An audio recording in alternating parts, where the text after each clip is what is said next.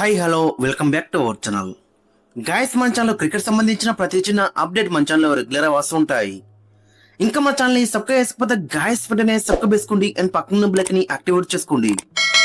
And అదే ఇంకా మా వీడియోని లైక్ చెప్తే గాయస్ వెంటనే లైక్ చేసి మన వీడియోలకి తింటేద్దాం. గాయస్ తప్పకుండా లైక్ చేయండి, లైక్ చేస్తే మన వీడియో మార్కెట్కి ఫాస్ట్ రీచ్ అవుతుంది. ఇక ఐపీఎల్ 2026లో మొత్తం 70 మ్యాచ్ల్లో ఆల్రెడీ 1/3 మ్యాచెస్ అయితే అయిపోయినాయి. సో ఇంకా ఏ టీమ్స్ ఎన్ని గెలిస్తే మరి క్వాలిఫై అవుతాయి అనేది ఈ వీడియోలో అయితే చూద్దాం. గాయస్ తప్పకుండా చివరకు చూస్తేనే మీకు క్లారిటీ అయితే అర్థమవుతుంది. అండ్ మీ యొక్క ఒపీనియన్ కూడా కింద కామెంట్స్కి అయితే మెన్చండి, మరి ఏ టీమ్స్ క్వాలిఫై అవుతాయి అనేది. ఇక ఫస్ట్ టీం వచ్చేసి కేకేఆర్. కేకేఆర్ టేబుల్లో చూసుకుంటే 10th ప్లేస్లో అయితే ఉంది. మొత్తం వీళ్ళు 5 మ్యాచ్ అయితే ఆడిళ్ళు. దాంట్లో 4 ఓడిపోయిళ్ళు, 1 మ్యాచ్ వర్షం కారణంగా రద్దయింది. సో దాని ద్వారా 1 పాయింట్ అయితే వచ్చింది. 1 మ్యాచ్ కూడా గెలవలేకపోయాళ్ళు. మరి వీళ్ళ ఛాన్సెస్ ఏ విధంగా ఉన్నాయంటే నెట్ రన్ రేట్ కూడా చాలా అంతలా మైనస్లో అవుతుంది. వీళ్ళకి ఛాన్స్ ఉంది, బట్ వీళ్ళకి ఇంకా మిగిలిన 9 మ్యాచ్ల్లో ఖచ్చితంగా 8 గెలిస్తే ఏ టీంతో కూడా ఆధారపడకుండా డైరెక్ట్గా ప్లేఆఫ్స్కి అయితే వెళ్ళొచ్చు. అక్కడ 8 మ్యాచ్ గెలిచి 16 పాయింట్లు ఉంటే ఖచ్చితంగా ప్లేఆఫ్స్కి అయితే వెళ్తారు. సో వీళ్ళు గిట 8 మ్యాచ్లు గెలిస్తే ఆ 16 పాయింట్లు అయితే వస్తాయి కాబట్టి ఖచ్చితంగా ప్లేఆఫ్స్కి వెళ్ళే ఛాన్స్ అయితే కనబడుతుంది. బట్ 9 మ్యాచ్లో 8 అయితే గెలవాలి. బట్ వీళ్ళ రీసెంట్ ఫామ్ చూసుకుంటే కొంచెం మనకి డౌట్గానే కనబడుతుంది. ఇక నెక్స్ట్ టీం వచ్చేసి లక్నో సూపర్ జెయింట్స్. వీళ్ళు టేబుల్లో చూసుకుంటే 7th ప్లేస్లో అయితే ఉన్నారు. 4 మ్యాచ్లు ఆడిలు, దాంట్లో 2 గెలిచిళ్ళు, 2 తోడుపెళ్ళు. ప్రస్తుతం ఆర్సీబీతో మ్యాచ్ అయితే జరుగుతుంది.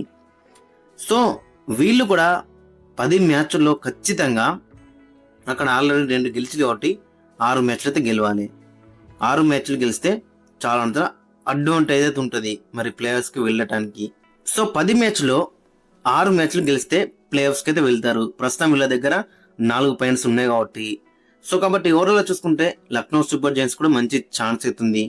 బట్ వీళ్ళ టీం చూసుకుంటే కొంచెం మనకి డౌట్గానే కనబడుతుంది. బట్ ఏదైనా జరగచ్చు. సో ఇంకా వీళ్ళు 6 మ్యాచ్లు గెలిస్తే ఖచ్చితంగా ప్లేఆఫ్స్కి వెళ్ళే ఛాన్స్ అయితే మనకి ఎక్కువగా కనబడుతుంది. మరి ఏ విధంగా రాణిస్తారు అనేది చాలా ఇంట్రెస్టింగ్గా మనకైతే కనబడుతుంది. ఇక నెక్స్ట్ టీం వచ్చేసి Chennai super Kings. Chennai super Kings టేబుల్లో చూసుకుంటే 8th ప్లేస్లో అవుతుంది. 5 మ్యాచ్లో 2 గెలిచిళ్ళు, 3 తోడుపెళ్ళు. పాయింట్స్ చూసుకుంటే 4 అవుతున్నాయి. అండ్ నెట్ రన్ రేట్ చూసుకుంటే -0.846 అవుతుంది. వీళ్ళు కూడా 9 మ్యాచ్లో 6 మ్యాచ్లు అయితే గెలవాలి. అప్పుడు ఏ టీంతోనే ఆధారపడకుండా ప్లేఆఫ్స్కి అయితే వెళ్తారు. 9 మ్యాచ్లో 6 అంటే మరి గెలిచే ఛాన్స్ ఉంది. ఎందుకంటే లాస్ట్ 2 మ్యాచ్లో వీళ్ళ కంబ్యాక్ చూస్తే చాలా బెటర్ కనబడుతుంది. టీం కాంబినేషన్ కూడా సెటిల్ అయినట్టయితే మనకైతే కనబడుతుంది. సో కాబట్టి వీళ్ళకి 9 మ్యాచ్లో 6 గెలిస్తే ఖచ్చితంగా ప్లేఆఫ్స్కి అయితే వెళ్తారు. బట్ వీళ్ళ కెప్టెన్ రుతురాజ్ గైక్వాడ్ ఫామ్ అనేది కొంచెం వర్రీగా కనబడుతుంది. బట్ ఎనీవే మిగతా ప్లేయర్స్ మాత్రం చాలా బెటర్ రాణిస్తున్నారు గత 2 మ్యాచ్లు మనం చూసుకుంటే. సో వీళ్ళకి మెయిన్గా చూస్తే 9 మ్యాచ్లో ఇంకొక 6 మ్యాచ్లు గెలిస్తే ఖచ్చితంగా వీళ్ళైతే ప్లేఆఫ్స్కి అయితే వెళ్తారని చెప్పుకోవచ్చు. మరి ఏ విధంగా రాణిస్తారు అనేది ఇంట్రెస్టింగ్ కనబడుతుంది. ఇక నెక్స్ట్ టీం వచ్చేసి గుజరాత్ టైటన్స్. గుజరాత్ టైటన్స్ దగ్గర కూడా 4 పాయింట్స్ అయితే ఉన్నాయి. ఆడిన 4 మ్యాచ్లో 2 గెలిచిళ్ళు, 2 తోడుపెళ్ళు. నెట్ రన్ రేట్ చూసుకుంటే మైనస్లో అయితే ఉందని చెప్పుకోవచ్చు. సో వీళ్ళకి ఇంకా 10 మ్యాచ్లు అయితే ఉన్నాయి. ఆ 10 మ్యాచ్లో 6 మ్యాచ్లు అయితే గెలవాలి. 6 మ్యాచ్లు గెలిచిననుకో మరి 16 పాయింట్స్ అయితే వస్తాయి కాబట్టి ఖచ్చితంగా ప్లేఆఫ్స్కి వెళ్ళటానికి ఛాన్స్ అయితే ఎక్కువ ఉంటుంది. 8 మ్యాచ్లు గెలవలే 16 పాయింట్స్ వస్తాయి కాబట్టి ఖచ్చితంగా ప్లేఆఫ్స్కి అయితే వెళ్తారు. ఏ టీం కానీ మినిమం 16 పాయింట్స్ అయితే అవసరం అని చెప్పుకోవచ్చు. సో వీళ్ళు గిట్ట మరి మిగతా 6 మ్యాచ్లు గెలిస్తే ఖచ్చితంగా ప్లేఆఫ్స్కి అయితే వెళ్తారు. 10 మ్యాచ్లో 6 మ్యాచ్లు గెలవాలి. అప్పుడు వీళ్ళైతే ప్లేఆఫ్స్కి అయితే వెళ్తారు. అక్కడ వాళ్ళ టాప్ ఆర్డర్ కూడా ఫామ్లోకి అయితే వచ్చింది. జోస్ బట్లర్ రన్స్ కొడుతున్నాడు, శుభ్మన్ గిల్ రన్స్ కొడుతున్నాడు. అండ్ అదేవిధంగా షాయి సుదర్శన్ కూడా ఒక మ్యాచ్ మంచిగా రన్స్ అయితే స్కోర్ చేసిండు. బౌలర్స్లో చూసుకుంటే ప్రసిద్ధ్ కృష్ణ వికెట్ తీస్తున్నాడు. మహమ్మద్ సిరాజ్ కూడా లాస్ట్ మ్యాచ్లో మంచిగా బౌలింగ్ వేసిండు. రషీద్ ఖాన్ కూడా బౌలింగ్ అయితే మంచిగా వేస్తున్నాడు. సో ఓవరాల్ చూసుకుంటే టీం వచ్చేసి కొంచెం బెటర్ కనబడుతుంది. ఇక నెక్స్ట్ టీం వచ్చేసి ఢిల్లీ క్యాపిటల్స్. ఢిల్లీ క్యాపిటల్స్ స్టార్టింగ్లో చాలా మంచిగా స్టార్ట్ చేసిళ్ళు. గత 2 మ్యాచ్ల్లో చాలా డిసప్పాయింట్ అయితే చేసిళ్ళు. మొత్తం 4 మ్యాచ్ల్లో 2 గెలిచిళ్ళు, 2 తోడుపెళ్ళు. పాయింట్స్ వీళ్ళ దగ్గర 4 అవుతున్నాయి. అండ్ నెట్ రన్ రేట్ కూడా కొంచెం ప్లస్లో అవుతుంది. సో వీళ్ళకు కూడా 10 మ్యాచ్ల్లో 6 మ్యాచ్లు అయితే గెలవాలి. అప్పుడు వీళ్ళకి చాలా హై ఛాన్సెస్ అయితే ఉంటాయి మరి ప్లే ఆఫ్స్కి వెళ్ళటానికి. గత సీజన్లో కూడా వరుసగా అన్ని మ్యాచ్లు గెలుచుకుంటూ వచ్చిళ్ళు అండ్ సెకండ్ హాఫ్లో మొత్తం డిసప్పాయింట్ చేసిళ్ళు. సో ప్లే ఆఫ్స్ కూడా క్వాలిఫై కాకపోయారు. సో ఇప్పుడు కూడా ఆ విధంగానే అవుతుంది. ఫస్ట్ 2 మ్యాచ్లు మంచిగా స్టార్ట్ చేసిళ్ళు, తర్వాత 2 మ్యాచ్లు చాలా డిసప్పాయింట్మెంట్ అయితే చేసిళ్ళు. మరి ఇక్కడ ఏ విధంగా రాణిస్తున్నది ఇంట్రెస్టింగ్ కనబడుతుంది. ఇక నెక్స్ట్ టీం వచ్చేసి ముంబై ఇండియన్స్. ముంబై ఇండియన్స్ టేబుల్లో చూసుకుంటే 9th ప్లేస్లో అయితే ఉంది. 4 మ్యాచ్లో 1 గెలిచింది, 3 మ్యాచ్లు అయితే ఓడిపోయింది. వీళ్ళ దగ్గర 2 పాయింట్స్ అయితే ఉన్నాయి ప్రస్తుతం చూసుకుంటే. అండ్ నెట్ రన్ రేట్ చూసుకుంటే -0.772 అవుతుంది. సో మరి ముంబై ఇండియన్స్ క్వాలిఫై అవుతా అంటే ఖచ్చితంగా క్వాలిఫై అవ్వడానికి ఎక్కువ ఛాన్సెస్ అయితే ఉన్నాయి. ఎందుకంటే వీళ్ళ ట్రాక్ రికార్డు చూసుకుంటే గతంలో ఇనిషియల్గా వీళ్ళైతే చాలా స్లోగా స్టార్ట్ చేస్తారు, బట్ సెకండ్ హాఫ్కి వచ్చేసరికి చాలా మంచిగా రాణిస్తారు. సో కాబట్టి ఖచ్చితంగా వీళ్ళు ప్లే ఆఫ్స్కి వెళ్ళడానికి ఎక్కువ ఛాన్సెస్ అయితే ఉన్నాయని చెప్పుకోవచ్చు. 10 మ్యాచ్ల్లో 7 మ్యాచ్లు అయితే గెలవాలి, అప్పుడు వీళ్ళకైతే ఛాన్స్ అయితే ఉంటాయి. ఇంకా 10 మ్యాచ్లు అయితే మిగిలి ఉన్నాయి. సో దాంట్లోకి వెళ్ళి 7 మ్యాచ్లు అయితే గెలిస్తే అవకాశం అయితే ఉంటుంది. ఇక నెక్స్ట్ టీం వచ్చేసి రాజస్థాన్ రాయల్స్. రాజస్థాన్ రాయల్స్ 5 మ్యాచ్ల్లో 4 గెలిచింది, 1 మ్యాచ్ అయితే ఓడిపోయింది. వీళ్ళ దగ్గర 8 పాయింట్స్ అయితే ఉన్నాయి. నెట్ రన్ రేట్ కూడా +0.889 అవుతుంది. ఇంకా వీళ్ళకి 4 మ్యాచ్లు గెలిస్తే సరిపోతుంది. 9 మ్యాచ్లో 4 మ్యాచ్లు గెలిస్తే డైరెక్ట్గా ఫైనల్కి అయితే వెళ్తారని చెప్పుకోవచ్చు. ఏ టీం పైన ఆధారపడకుండా డైరెక్ట్గా ఫైనల్కి అయితే వెళ్తారు. 9 మ్యాచ్లో 4 గెలవాలి. సో మరి లాస్ట్ మ్యాచ్లో మనం చూస్తాం కదా వీళ్ళు ఏ విధంగా డిసప్పాయింట్ చేసిలో. మెయిన్గా చూస్తే వీళ్ళ టీంలో టాప్ ఆర్డర్ పైన ఎక్కువ డిపెండ్ అవుతున్నట్టయితే కనబడుతుంది.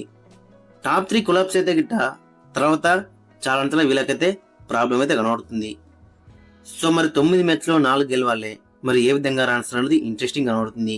కన్సిస్టెంట్గా వైభవ్ సూర్యవంశీ, జైస్వాల్ గిట్ట రాణిస్తే గిట్ట ఖచ్చితంగా వీళ్ళైతే గెలవచ్చు అండ్ ప్లే ఆఫ్స్ కూడా క్వాలిఫై అయ్యే ఛాన్స్ కూడా మనకైతే ఎక్కువ కనబడుతుంది. బౌలింగ్లో కూడా Ravi Bishnoi, Jadeja and Jofra Archer, Nandre Burger, Sandeep Sharma bowling అయితే చాలా బెటర్ కనబడుతుంది. ఇక నెక్స్ట్ టీం వచ్చేసి రాయల్ ఛాలెంజర్స్ బెంగళూరు. టేబుల్లో చూసుకుంటే 3rd ప్లేస్లో అవుతుంది. 4 మ్యాచ్లో 3 గెలిచింది, 1 ఓడిపోయింది. ప్రస్తుతం మ్యాచ్ అయితే జరుగుతుంది లక్నో సూపర్ జైంట్స్ తోని. ఆ మ్యాచ్ గిట్టే గెలిస్తే టేబుల్లో ఫస్ట్ ప్లేస్ కూడా వెళ్ళే ఛాన్స్ అయితే కనబడుతుంది. సో కాబట్టి ఓవరాల్ చూసుకుంటే ఆర్సీబీ వచ్చేసి చాలా బెటర్ కనబడుతుంది. ఇంకా వీళ్ళకి 10 మ్యాచ్లు మిగిలి ఉన్నాయి. ఆ 10 మ్యాచ్లోకి వెళ్ళి ఇంకొక 5 మ్యాచ్లు గెలిస్తే ఈజీగా మరోసారి క్వాలిఫై అవుతారని చెప్పుకోవచ్చు. టీం కూడా చాలా డేంజరస్గా కనబడుతుంది. బ్యాటింగ్లో కానీ బౌలింగ్లో కానీ.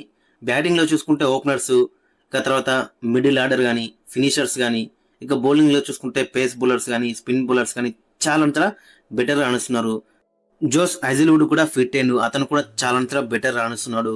అండ్ బ్యాటింగ్లో చూసుకుంటే finishers like Jitesh Sharma, Tim David, Romario Shepherd so చాలా బెటర్ కనబడుతుంది.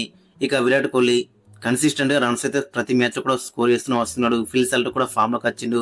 రజత్ పతిదర్ కూడా చాలా బెటర్ రాణిస్తున్నాడు. స్పిన్నర్లకు ఎగనెస్ట్గా ఏ విధంగా ఆడుతున్నాడో మనకు తెలుసు. సో ఓవరాల్ చూసుకుంటే చాలా బెటర్ కనబడుతుంది. క్వాలిఫై అవ్వడానికి ఎక్కువ ఛాన్స్ అయితే ఉన్నాయని చెప్పుకోవచ్చు. ఇక నెక్స్ట్ టీం వచ్చేసి సన్ రైజర్స్ హైదరాబాదు. 5 మ్యాచ్ల్లో 2 గెలిచింది, 3 అయితే ఓడిపోయింది. ప్రస్తుతం పాయింట్స్ చూసుకుంటే 4 అయితే ఉన్నాయి. అండ్ నెట్ రన్ రేట్ చూసుకుంటే +0.576 అవుతుంది. టేబుల్లో 4th ప్లేస్లో అవుతుంది. మరి ఎస్ఆర్హెచ్ గత మ్యాచ్లో మనం చూసినాం కదా ఏ విధంగా రాణించాలి అనేది. చాలా బెటర్ రాణించు. అండ్ మెయిన్గా చూసుకుంటే కెప్టెన్ 5 మ్యాచ్లు కూడా టాస్ అయితే ఓడిపోయిండు. 5 మ్యాచ్ల్లో ఒక 4 మ్యాచ్లో టాస్ గెలిచినా అని, ఓడిపోయిన మ్యాచ్లో టాస్ గెలిచినా అని డిఫరెంట్గా అయితే ఉండేది. బట్ టాస్ అయితే కలిసి రాలేదు. బట్ అయినా కానీ టేబుల్లో 4th ప్లేస్లో అయితే ఉన్నారు. 2 మ్యాచ్లు అయితే గెలిచిళ్ళు. ఖచ్చితంగా ఎస్ఆర్హెచ్ ఇప్పుడు ఫామ్ చూసుకుంటే ఖచ్చితంగా ప్లే ఆఫ్స్కి వెళ్ళడానికి ఎక్కువ ఛాన్స్ అయితే మనకైతే కనబడుతుంది. బ్యాటింగ్లో చాలా మంచి ఫైర్ పవర్ అవుతుంది. ఓపెనర్స్ తర్వాత చూసుకుంటే ఈశాన్ కిషన్ కానీ, తర్వాత క్లాసెన్, నితీష్ కుమార్ రెడ్డి, సలీల్ అరోరా, అంకిత్ వర్మ, ఇంకా తర్వాత హర్ష్ దుబే, శివం కుమార్ దాకా బ్యాటింగ్ ఉంది. ఇంకా బౌలింగ్లో చెప్పాల్సిన అవసరం లేదు. 2 యంగ్స్టర్స్ ఏ విధంగా రన్స్ అనేది మన లాస్ట్ మ్యాచ్లో చూసినాం.